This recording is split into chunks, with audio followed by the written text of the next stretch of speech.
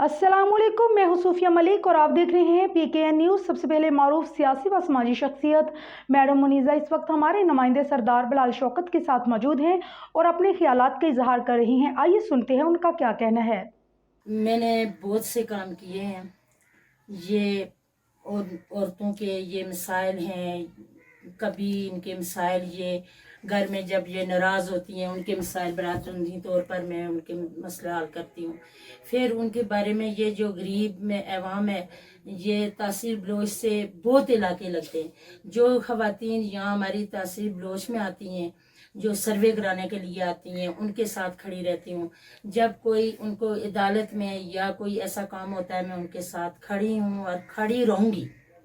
तो आप हमें थोड़ा सा अपने बारे में बताएं कि आपको कब लगा कि आप लोगों के लिए घर से बाहर निकलें, लोगों के मसले मसाइल हल करें? कब आप में ये रुझान बढ़ा या आपको ये शौक था? मुझे ये काम करते हुए 7-8 साल हो गए हैं। मुझ पर भी ऐसा एक वक्त आया था जिस वक्त पे मुझे एहसास हुआ है कि किसी की मदद करना कितना अच्छा है।